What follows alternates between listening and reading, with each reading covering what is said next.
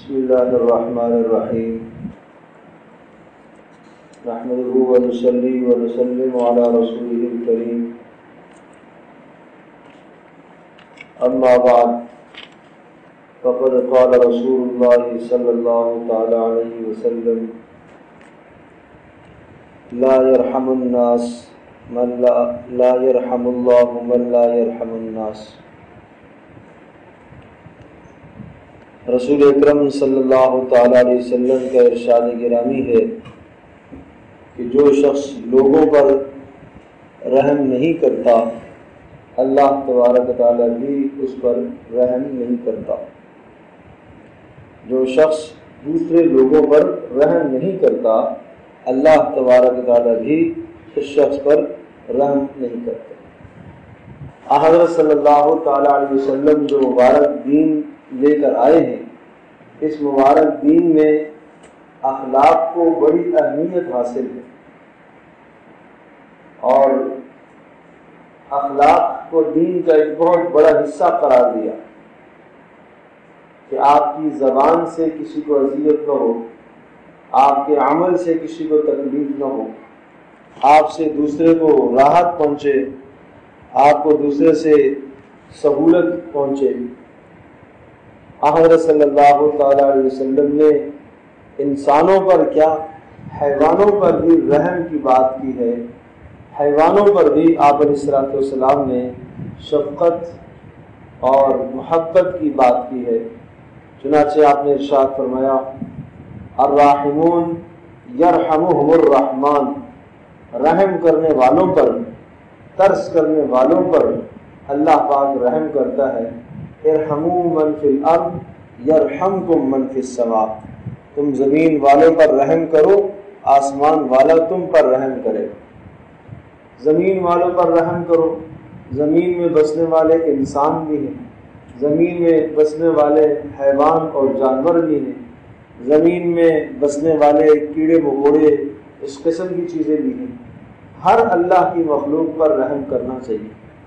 بلا وجہ کسی مخلوق کو اذیت دینا، تکلیف دینا یہ جائز نہیں ہے۔ یہاں تک کہ راستے کے کیڑے مکوڑے بلا وجہ ان کو مارنا، اگر وہ کیڑے جو موذی ہیں، وہ حشرات جو آدمی کو تکلیف دیتے ہیں جیسے کہ سانپ ہے، بچھو ہے، بڑھ ہے، اس قسم کے جو موذی کیڑے ہیں جو اذیت دیتے ہیں، تکلیف دیتے ہیں، ان کو تو بغیر کسی کراہت کے مارنا جائز ہے۔ سانپ راستے میں آیا، چاہے آپ کو کاٹے نہ کاٹے مار سکتے ہیں، بچھو دیکھا مار سکتے ہیں، کاٹے یا نہ کاٹے، لیکن وہ کیڑے اور وہ جانور جو ہر وقت موذی نہیں ہیں، تکلیف نہیں دیتے، جیسے چونٹیاں ہیں، ویسے مکوڑے، بڑے بڑے چونٹے، اس قسم کے جو جانور ہیں، اگر وہ تکلیف نہیں دے رہے تو ان کا مارنا درست نہیں ہے، ان پر رحم کیا جائے۔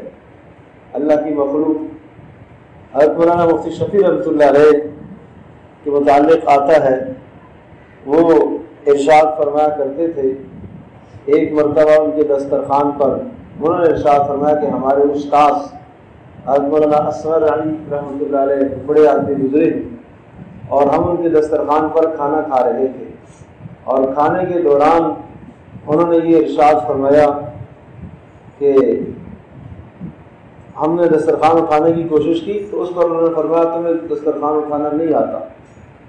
ہم نے کہا اس میں دسترخوان اٹھانے کی کیا بات ہے، دسترخوان اٹھانے کا بھلا کوئی طریقہ ہوتا ہے؟ فرمایا ہاں، دسترخوان اٹھانے کا بھی طریقہ ہوتا ہے۔ کہا کیا طریقہ ہوتا ہے؟ کہا دسترخوان پر جو گوشت کی ہڈیاں ہیں یہ الگ جانوروں کا حق ہے، اور روٹیوں کے ٹکڑے یہ جانوروں کا حق ہے، اور پھلوں کے چھلکے یہ جانوروں کا حق ہے، ان پر رحم کرو۔ تو فرمایا جو ہڈیاں ہیں یہ کتوں کی اور بلیوں کی خوراک ہے، لہذا ان کو ایسی جگہ پر ڈالا جائے جہاں سے کتے بلے کھا لیں، ان کو نجاست میں، گندگی میں نہ ڈالا جائے۔ ایک جن رسول پاک صلی اللہ علیہ وسلم کی خدمت میں آیا اور اس نے کہا کہ یہ لوگ جو ہے نا ہڈیوں سے پیشاب صاف کرتے ہیں، استنجا کرتے ہیں، نجاست صاف کرتے ہیں، اور ہماری یہ خوراک ہے، تو آپ علیہ الصلوۃ والسلام نے ارشاد فرمایا کہ تم ہڈی سے پیشاب صاف نہ کیا کرو، اس کو گندی جگہ پر ڈالنا درست نہیں ہے، اس کو نجاست کے ساتھ گندا کرنا درست نہیں ہے، اس لیے کہ یہ تمہارے بھائیوں جنوں کی خوراک ہے۔ تو آپ نے حق بتایا۔ اسی طرح سے ہڈیوں کے ساتھ لگا ہوا گوشت کے ذرات، یہ کتوں کی خوراک ہے، بلیوں کی خوراک ہے، ان پر رحم کیا جائے۔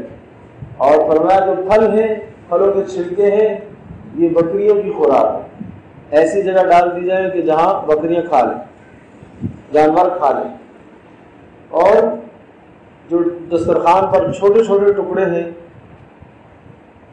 ان کو چھتوں پر ایسی جگہ پر ڈال دیا جائے جہاں سے پرندے کھا لیں، ان کا حق ہے۔ اور جو بالکل ذرہ سے ریزے ہیں، ان کو ایسی جگہ ڈال دیا جائے جہاں سے چونٹیاں کھا لیں۔ تو آپ کے دسترخوان پر سے بکریوں کا بھی حق نکلا، کتوں اور بلیوں کا بھی حق نکلا، پرندوں کا بھی حق نکلا، اور چونٹیوں کا بھی حق نکلا، جنات کا بھی حق نکلا۔ سبحان اللہ! یہ رسول پاک صلی اللہ علیہ وسلم کی کتنی خوبصورت تعلیمات ہیں۔ تو اللہ پاک کی مخلوق پر کیا کرنا چاہیے؟ ہمیں رحم کرنا چاہیے، اس کا خیال رکھا جائے۔ آج ہمارا دسترخوان جب اٹھتا ہے تو ہڈیاں بھی وہیں، اور پھلوں کے چھلکے بھی اسی میں، اور روٹیوں کے ٹکڑے بھی اسی میں، اور ذرات بھی اسی میں، سب کچھ ایک جگہ پر لپیٹ کر گندگی کے کچرے۔ یہ بے ادبی ہے، یہ رزق کی توہین ہے، یہ جائز نہیں ہے ایسا کرنا، رزق کی ناقدری ہے۔ اس لیے اس بات کا خیال رکھا جائے، ہر اللہ کی مخلوق پر رحم کیا جائے۔ آپ علیہ الصلوۃ والسلام نے ارشاد فرمایا کہ ایک شخص کسی راستے پر چل رہا تھا اور اس نے ایک پیاسا کتا دیکھا، اور اس پیاسے کتے کو اس نے پانی پلانے کی کوشش کی۔ کیسے پانی پلایا؟ پانی پلانے کے لیے کوئی شے نہیں تھی، پانی بھی نہ تھا، تو اس نے ایک چشمہ دیکھا، ایک کنواں، اور اس کنویں کی کوئی ڈول نہیں تھا، پانی نکالنے کا کوئی راستہ نہیں تھا۔ اس نے سوچا کیسے نکالا جائے، تو اس نے اپنا جوتا اتارا اور اس جوتے کو کے اندر پانی بھرا، اور پانی بھر کر پھر اس کتے کے سامنے رکھا، اور اس کتے نے پانی پیا۔ تو اس بنیاد پر اللہ پاک نے اس شخص کی مغفرت فرما دی۔ کس وجہ سے کہ اس نے کیا کیا؟ کتے کو پانی پیا۔ اور پھر آپ نے فرمایا کہ ان جانوروں میں تمہارے لیے اجر ہے، اور فرمایا کہ ہر جاندار پر رحم کرنے سے اللہ تبارک و تعالیٰ تمہیں اجر عطا کرے گا، ہر جاندار پر۔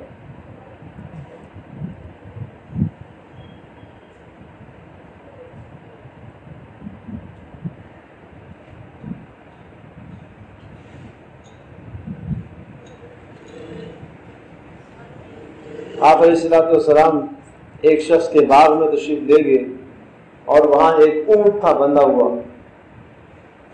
تو بندھا ہوا اونٹ تھا، تو حضرت صلی اللہ تعالی علیہ وسلم کے سامنے وہ اونٹ آ کر بڑبڑانے لگا، اور اس نے آواز نکالنا شروع کی، اور اس کی آنکھوں سے آنسو بھی جاری ہو گئے، اونٹ کی آنکھوں سے آنسو۔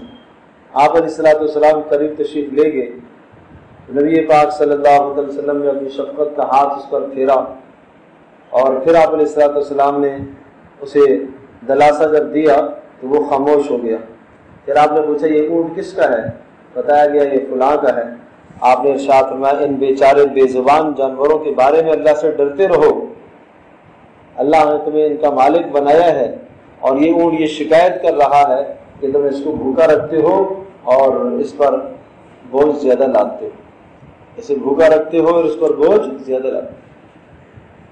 اس لیے گھروں کے اندر آپ جو جانور پالتے ہیں، پرندے اگر آپ نے پالے، طوطے آپ نے پالے، مرغیاں آپ نے پال رکھی ہیں، بلی آپ نے پال رکھی ہے، یہ ان کا حق ہے کہ ان کو صحیح خوراک دینا، ان کو ٹھیک خوراک دینا۔ اگر ان سب چیزوں کو آپ نے پالا ہوا ہے اور آپ خوراک صحیح نہیں دے رہے تو قیامت کے دن عذاب ہوگا، آپ اس بات پر پکڑے جاؤ گے، اس بات پر سخت سزا دی جائے گی۔ اسی طرح سے ایک روایت میں آتا ہے کہ ایک عورت کو اس وجہ سے جہنم میں ڈال دیا گیا کہ اس نے اس بلی کو باندھا ہوا تھا، ایک بلی کو، اور بلی کو جب اس نے باندھے رکھا تو نہ تو اس نے بلی کو آزاد چھوڑا کہ وہ خود کوئی چیزیں کھا لے، چوہے وغیرہ کھا لے، اور نہ اس کے سامنے اس نے کوئی چارے کی شے ڈالی۔ اس وجہ سے اللہ پاک نے اس کو کیا کیا؟ جہنم میں۔ اس لیے اللہ کی مخلوق پر رحم کیا کرو، انسانوں پر، جانوروں پر، پرندوں پر، کیڑوں پر، مکوڑوں پر، ہر شے پر رحم کرو۔ اور آپ یہ بھی سنو کہ رسول پاک صلی اللہ تعالی علیہ وسلم نے کیڑوں کے بھی حق بتائے، مکوڑے۔ آپ نے فرمایا جب تم میں سے کوئی آدمی قضاء حاجت کے لیے، پیشاب کے لیے باہر جائے، پہلے زمانوں میں باتھ روم نہیں ہوا کرتی تھی، واش روم، تو لوگ جنگلوں میں جاتے تھے، تو جب تم میں سے کوئی آدمی باہر جائے تو آپ نے فرمایا کسی جانور کے سوراخ میں، بل میں پیشاب نہ کرے، کسی کے بل میں پیشاب نہ کرے۔ کیوں؟ کون بتائے گا؟ ہاں کیا ہوگا؟ ان کا گھر ہوتا ہے، شاباش۔ اور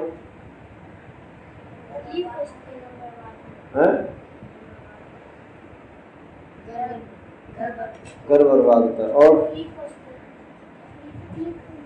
ہاں دو باتیں تھیں اس میں، ایک تو اس لیے کہ جس کیڑے مکوڑے کے اس بل میں آپ پیشاب کرو گے اس کا گھر کیا ہو جائے گا؟